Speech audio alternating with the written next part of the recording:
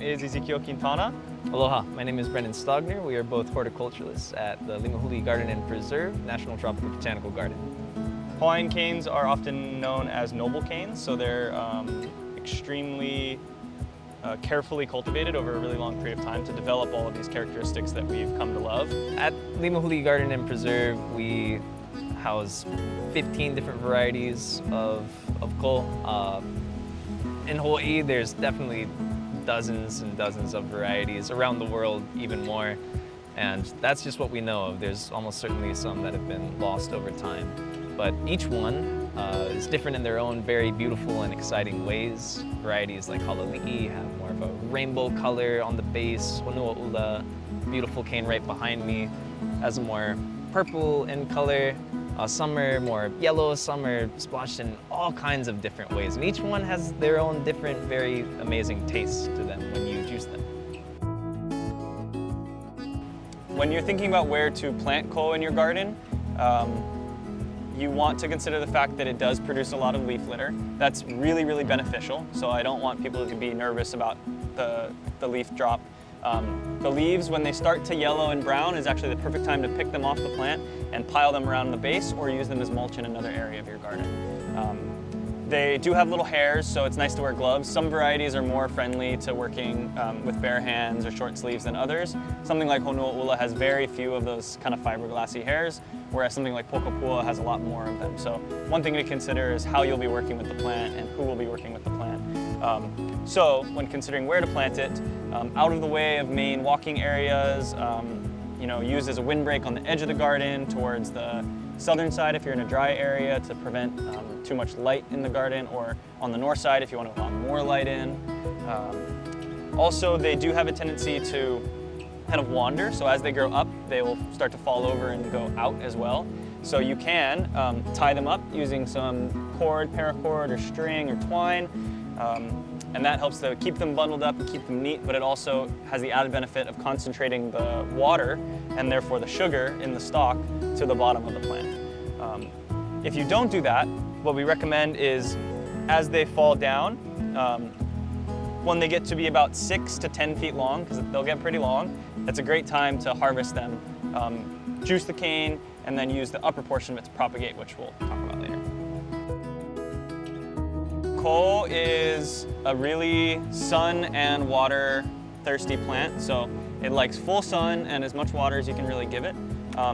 Well-draining soil is best, but it is pretty tolerant of a wide range of conditions. And although it does love water, it is tolerant to low water levels as well. So the more you feed it, the better it'll do, but it is it's pretty good at also developing its own soil. So you can plant it essentially in a pile of rocks, and over time it'll help to build the soil in that area through the leaves that it drops. So as far as pests, there's a few things that can plague ko. So what you really want to look out for is ants. Ants will farm all kinds of species of scale on your ko, especially within the leaf structures. So it's really important to, as the leaves kind of brown and yellow, to take them off of your cane to reveal usually what the ants have been farming this whole time. And you can just wash it off from there just using water or soap. Ko is also prone to something called a sugarcane weevil, which is important because when you harvest your cane, you really want to make sure that that weevil hasn't had any holes in the cane. You don't want to juice that stuff or eat that stuff. That's just eating a straight up bug. So cutting the ko, making sure it doesn't have a hole near the base. If there is a hole, just cut that section of cane off until you don't see a dark coloration within the center of the cane. When we're doing cane cultivation or propagation, we use the upper portion of the plant, generally speaking, because the lower portion is where the sugar is. So what we do is come down just below where the last leaf was when they're easy to pull off, and you'll take your cut right at that node. And then the upper portion of the plant can then be used as mulch. But you can see here we actually have small cane plants starting to form. So at each of these nodes there will be a maka, or a little eye, and that's where the new cane plant starts to sprout up. And occasionally you'll even see roots forming on the plant before you've started to cultivate it. Actually, pretty frequently you'll see roots forming on the plant. before you've even done this cutting. So depending on where you're planting or how you're propagating will determine the length of the cutting that you take for propagation. So if you're going to put it in a pot, you obviously don't want this to be much larger than the pot that you're planting in. But you can see here, this is a cutting I did a few months ago where you can see that I have the stalk be just above the level of the soil. And then when I go to plant this in the patch or in the garden, I'll plant this pretty deep. So with cane, you don't really have to worry about planting them too deep. In fact, you'd rather plant them too deep than not deep enough, because you want them to establish really robust roots under the ground, and they will send roots out along the whole stalk. So the deeper you bury it, the greater the root mass, and the more stable your cane will be and less likely to fall out of the ground. So if I was going to be putting this in a pot, I would consider the depth of the pot, and I'm going to plant it on a diagonal, so usually about a hand's length. At least 4 nodes is what I aim for. With this one, what I'm going to do is I'm going to go just 1 node below these roots that I already see forming, and this is essentially guaranteed to be a successful cutting because of the presence of these roots and the vigorousness of these shoots. A consideration when you're harvesting or when you're tending to the cane is you want to make sure not to damage these, because if this breaks off, a new one won't grow back along the node, and so that will never produce a new stalk of cane. So you got to make sure to tend these and not damage these while you're working with your cane. And then what I do is get some nice, well-draining potting media, and then you can actually just stick this straight into the media, as long as it's soft enough that you know you won't damage the macos. Just go like that, on a diagonal, and then just loosely cover. And within 5 days to 2 weeks, shouldn't be more than 2 weeks for any variety of cane, you'll start to see those macas emerge from even the lowest portion of the plant.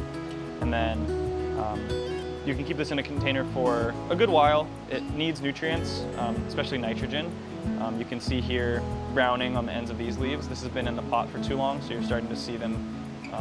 These are not leaves that are old enough that they should be browning like this, so they're lacking in nitrogen. So when I plant this in the ground, I'll give it a little hit of organic fertilizer. So that's that. And then when you go to outplant, like I said, you plant this deep, but you don't have to prepare them or root them out in a pot before planting. As long as you have irrigation or some rain coming up, you can actually just plant the stalks directly in the ground. And there's 2 different ways to do, well actually there's a bunch of different ways to do that. One, you can just take this whole stalk, dig a trench about 6 inches deep, and lay the stalk down in it with the macas to the sides like this, or if they were curving in a direction more like this, where they're just starting to angle up. And each of these will send up a new plant, and you'll have a whole row of cane growing. Or you can cut the stalks. Usually, again, you want to have at least 4 nodes just to have it be worth the effort of planting it. But if you're going to be planting directly in the ground, you can pretty much do the distance from your elbow to your hand, or elbow to tip of your finger, or elbow to wrist, depending on I have long arms, so I'd probably do elbow to wrist. Take one of these nodes, cut in the middle of the node, and then plant this in the ground horizontally or on a diagonal. You just want to make sure it's aimed in the right direction. It'll still grow, but the macos should be pointing up. They should be above the node. So you take a few of these, and what we do here is we actually plant 2 per hole, and we'll crisscross them like this diagonally. And we do that just to maximize the density of the clump. So with this planting method, we'll have 1, 2, 3, 4, 5, 6, 7, 8, 9, 10, 11, 12, 13 cane stalks at minimum arise from this planting. And that'll occupy, a pretty small area. The hole is only going to be about obviously the length or the width of the planting. So you can get a really dense cluster of stalks in a small area. And that also lends itself to better maintenance practices of being able to tie those stalks together and reduce the total area that they occupy.